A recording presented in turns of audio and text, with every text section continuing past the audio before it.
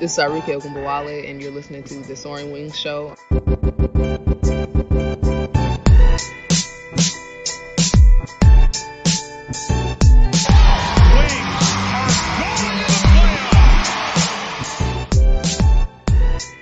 Thank you for listening to the Soaring Wings Show. We're coming at you live post-game of the Wings and Sky matchup. They dropped this one at home, second loss in a row, 89-79.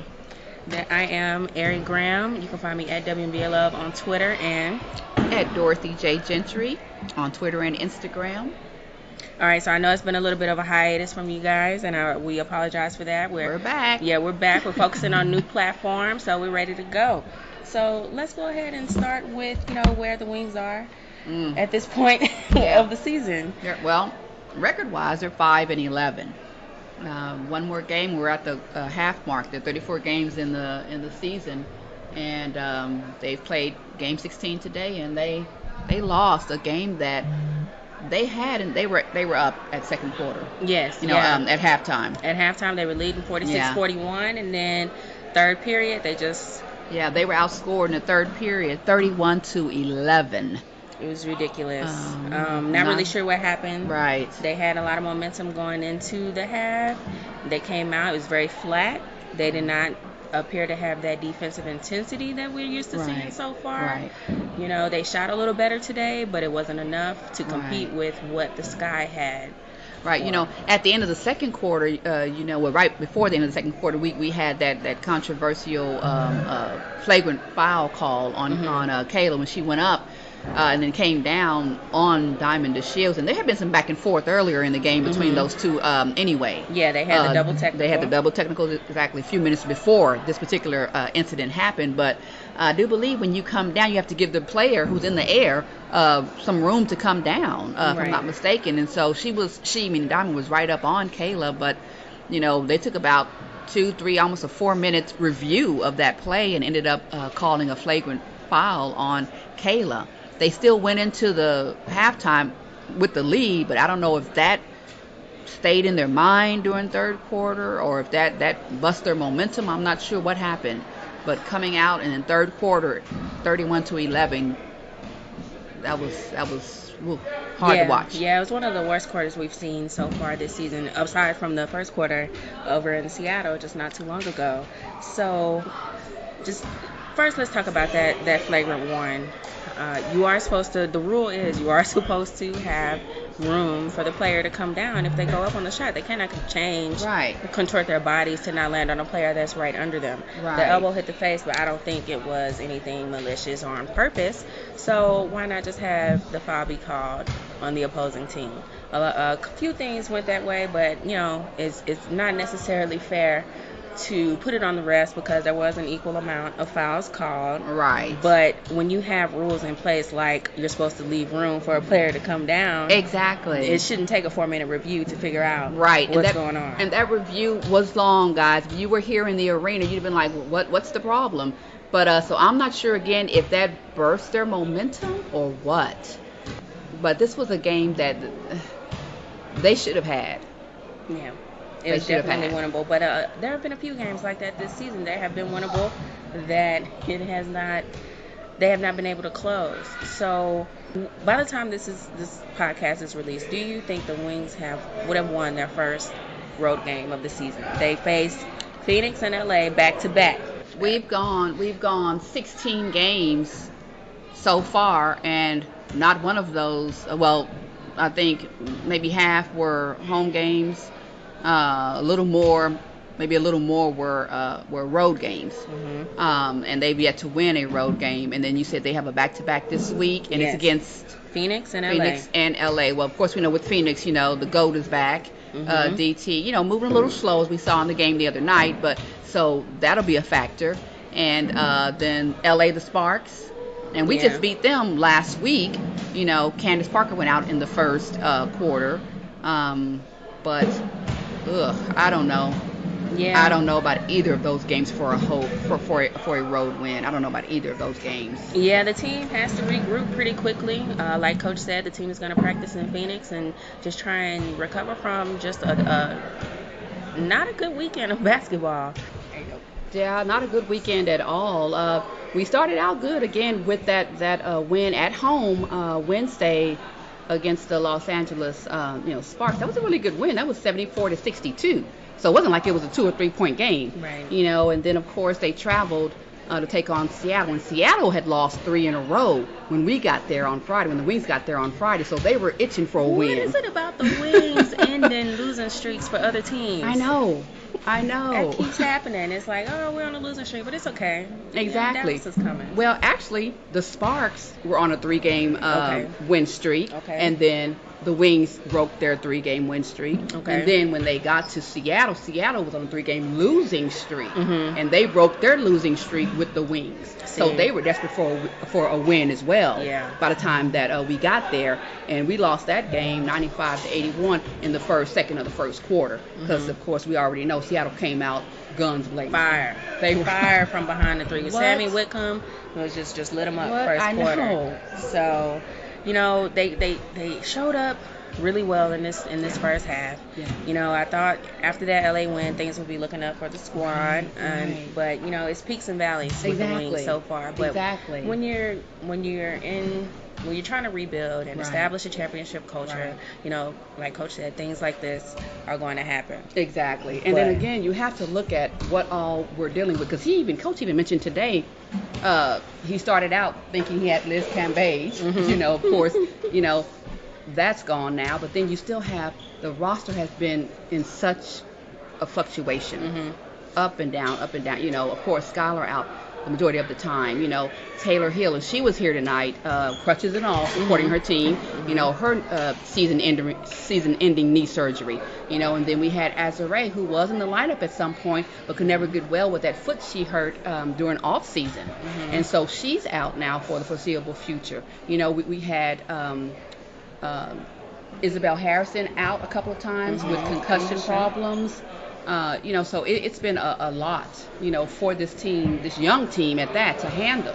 Yeah. Of course, Glory was gone for a few weeks, and now she's back. So, she's back. I mean, going 0 for 6 in this matchup. It looked like she didn't have her legs under her. Yeah. I'm not sure. Like, a lot of her shots were flat today. Right. So, but I mean, there have been some highlights with the There squad. have been some highlights, and considering the influx of the roster and rebuilding and learning a new coach. I think once the offense gets clicking, it'll be there. The defensive mentality and intensity has to be sustained throughout the season. There are times when that gets lost a little bit, but on top of that, the team has to be able to outscore somebody sometimes as well. Right, most definitely. And I don't know. I'm wondering right now. They're 5-11, and then like I say, the game Wednesday they'll be exactly at the half point, 17-17, 34 games. If the Wings could put together a nice little run. I think they can still maybe get an 8 seed in the playoffs. What do you think? I think 8 will be possible, but then you want to get 8, and then you're facing who? The Aces, first round of the playoffs. You got but then you only have to win, that one game with the play-in. So do you think? Let me ask you, Arie. Do you think that they can make the playoffs, because there's 18 games up in the season? Out of those 18 games, they can get what? 8 or 9 of them, they'd be 14 and. Yeah, it really depends on how the other teams are doing. It's one thing to pick up the momentum and get where you need to be, but against other teams that have their course together, that are already there. That are already finding that chemistry. When you see what happened today with the Sky, they were just flowing. There were so many easy layups, and then it's like you got Sloop throwing assists to you don't even know where the player's going to be, and the Wings just haven't even got there yet. But in the last 17 games, if they could get 10, they'll be in playoff contention. But it's not going to be an easy road. Not at all. So it really depends. It's a young team, and they're just going to have to try and get it together and maintain. So let's see. You're listening to the Soaring Wings Show. We are back, ladies and gentlemen. This is Dorothy J. Gentry at Dorothy J. Gentry on Twitter and Instagram. Oh, yeah. And this is Arie Graham at WNBA Love on Twitter and at WNBA _love on Instagram. She's on Instagram now, guys. Yeah, step my Instagram game up just a bit. So now let's get into Skylar Diggins. She's been around the team a little bit more. She was gone for a little while. Do you think her presence has an effect on the team in any way? I really do. She was at the first game of the season, and then on the bench, that is, and here, in the arena, and then we didn't see her that much. Well, we didn't see her at all on the bench, here with the team. But she had been in practice. She's been in practice. She doesn't travel with the team right now when they go to their road games, but she's still here at the arena practicing. She's begun to be a little bit more visible. She's been at the last 2 games here in the arena, and she's even posted on Instagram. She talked about the process and talked about how this is the process she's going through to come back from childbirth to get back on the court. And she showed herself out there on the court, getting up shots and practicing. And, so we're seeing a lot more of her visibly right now. I know that at the beginning she said there's no timetable, that she would love to be back. And then both Greg Bibb, the CEO, and coach have said when she's ready to come back, we'll welcome her. So as far as her influence on the team, I believe that it is helping. She's in the huddles when the coaches are talking with the team. She's on the bench clapping. She's up being very demonstrative. So I think it's a help. Okay, now one thing I wanted to ask you, because you're a mom, talking about the process of having to come back to be at peak shape, to play in the league after childbirth, go into a little bit of how difficult that is, just recovering just as a regular individual. I don't know. Right. I was going to say, I don't know if you saw what I posted, in response to Skylar's Instagram post. I was like, I'm a mom, and I don't play any sports. I just write about them. But I can't even imagine. Because when I had my son, shout out Jeremiah, when I had my son, I was out for like a week or 2, couldn't even walk, couldn't do anything like that, let alone run up and down the court, So for athletes, it's a little bit different. I don't know what they need to do as far as their body and their conditioning and all of that. So I can't really speak to an athlete who has had a child. But as just a regular woman who's had a child, ooh-wee, it's something else. It's something else to come back from. And I think athletes who give life and then go back to their sport, they're nothing short of amazing. Yeah. Power to the women in this league that are, having babies and continuing on with their career. Yeah. Being one of 144, being one of the top players in the world, having to come back and to be able to accomplish that after bringing a life into the world is quite the feat. So. Yeah, but I know people are waiting, for Skylar. She's still the face of the franchise, even though she's not on the court playing. She's still the face of the franchise. For the time being. And, when she's there, she brings the excitement and the enthusiasm and the just maybe kind of feels. So, do you think we'll see her at all this season? 17 games left to go. Yeah. If we get into single-digit games left to go, probably not. Probably not. Yeah.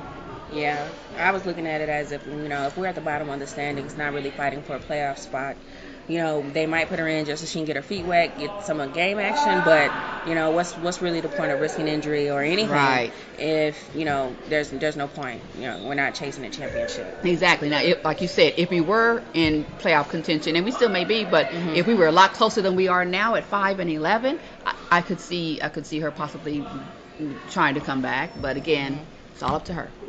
All righty. All right, we want to thank you for listening to the Soaring Wing Show. We are back and happy to be here with you guys. So now we're going to get into the All-Star starter selections. You got the WNBA All-Star game coming up July 27th in Vegas. I will be there. Hope you guys come and find me. I'll be celebrating my birthday, so just come and give a shout out. There's also a beach party going on where Liz Cambage will be the DJ. Those beachfront tickets are sold out, so try and get you a ticket to see the scene. Right. All right. So for the starters, how about the aces? 3 of them. Wow. Starting. Wow. their fan base came out big for them and voted up all of them for starters.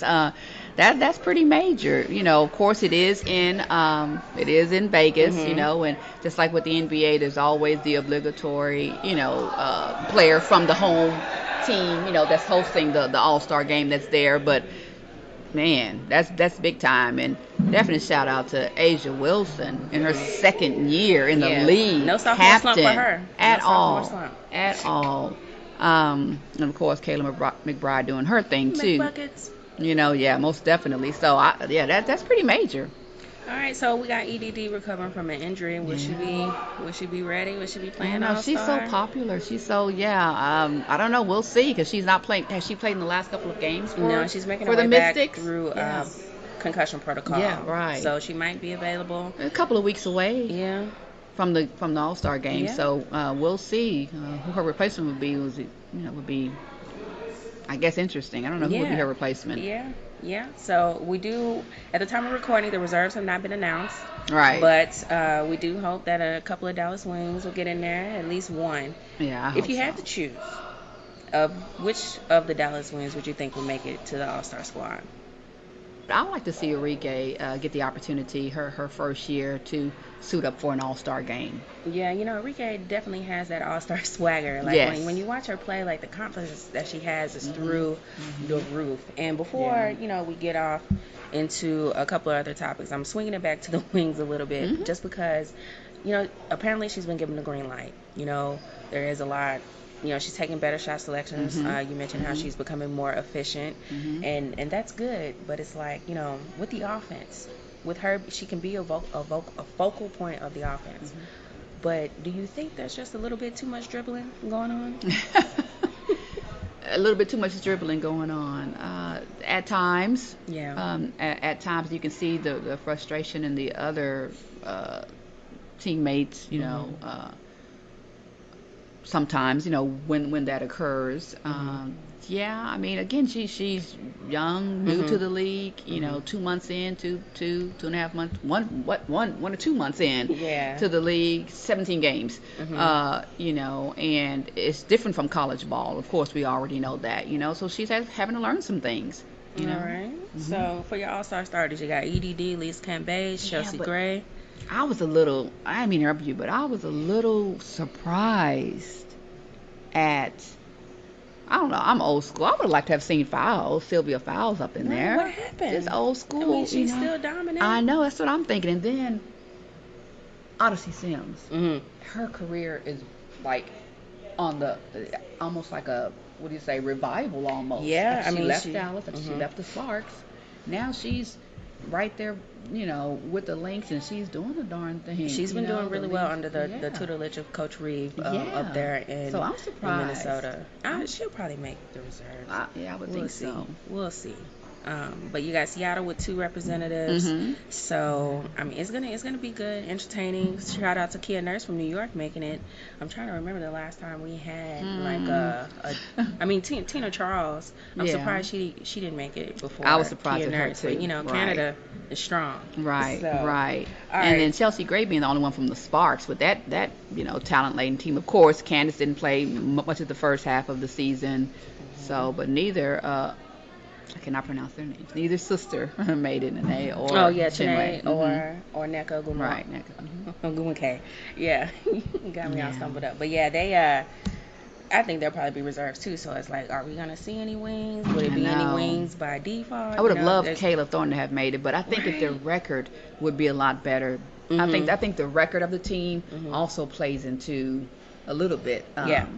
The selection. That too. I mean, the winning teams are the ones that's getting the most attention. That's who people are paying attention to. I mean, how many people know, what's going on with Dallas? Right. How much on top of that, how much national attention does Dallas get? Right. As well. I don't think it's as much as you have Vegas and Connecticut, Phoenix, and Washington, like the representatives of these starters. So this week, we're in our final few minutes here. This week, we have our new commissioner starting. Yep, July 17th, Cathy Engelbert will be the new commissioner of the WNBA. Looking forward to having some real leadership after a long while. Yeah, it's been a wild season this summer for the WNBA, and having that leadership in there, someone to establish these different rules and get these things going, make sure the players are being taken care of and that they're a priority. Having someone in there is going to be great. But as commissioner, what should be her first order of business?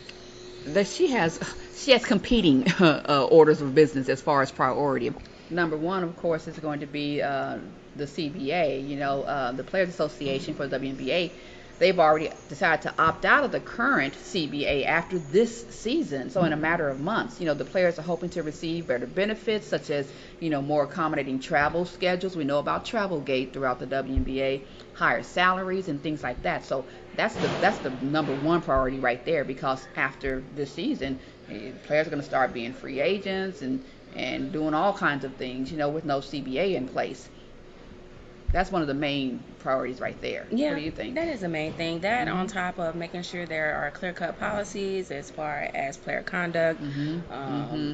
Like, there just needs to be more things that are concrete. Like, stuff that happened today. Like, the refs need to be under control. Like, we have the rule. Players supposed to be able to come down. Why is the player one being called on someone else? And why the 5 minutes to think about it? Yeah, why the 5 minutes to think about it? Another one of the things that I'm interested in is just making sure, the players are happy. You got Travelgate, you got the pay. But then let's talk about Team USA. I read something from Diana Taurasi the other day where she said that Team USA, like, it was good that the women's national soccer team was able to come back and celebrate their victory, whereas when the WNBA, when Team USA plays in the WNBA season, they have to go straight back to their WNBA team. So why not give them a little extra break, or extend that WNBA break a couple of more days to allow Team USA to celebrate their accomplishments? Most definitely. So definitely, the WNBA players playing for other teams like Team USA, but also that made me think about overseas. The problem of so many players going overseas to try to make a living, and then possibly risking injury, like Sue Bird and some others did. As for Arie with the Wings got hurt off season playing overseas, so she'll have to deal with that as well. Yeah, so the scheduling, the travel, CBA, just making sure there isn't a lockout. Right. Is going to be her main priority, but I'm wishing her well. I hope definitely she'll be be able to progress the league more forward than presidents have been able to do in the past as a commissioner versus being a president. So, add some structure, some stability to the league, and capitalize on the marketability of the league right now, because everybody's talking about the WNBA. So yeah, WNBA, women's sports in general, bet on women is becoming a big thing just across the board. So I think just having that momentum, especially, I thought that there would be even more momentum when the Olympics came around in 2016, because they had won that record 5th gold medal. So it's like, where was that? Having that commissioner that's going to be able to build off of that. We're doing great with a better national TV schedule, but there is still a lot of work to be done, and it's a tall task for Ms. Engelbert. But wishing her all the best, and hopefully we'll see things change for the better for the players and the league. The WNBA is so important. Yes, it is so important. It is. So. All right, so we're in our last couple minutes here. They're about to shut the lights off on us at the College Park Center. Is there anything that you want to talk to the fans about real quick? Just want to thank you guys for listening to us, coming back and finding us here, Soaring Wing Show. Make sure you shout us out on Twitter and on Instagram.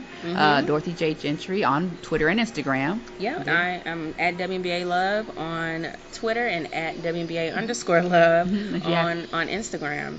You can email us as well at the Soaring Wing Show at gmail.com. So just let us know whenever you'd like to reach out. You got any questions for us? We'd love to answer them. And we'll talk to you guys soon. Thank you. Thank you.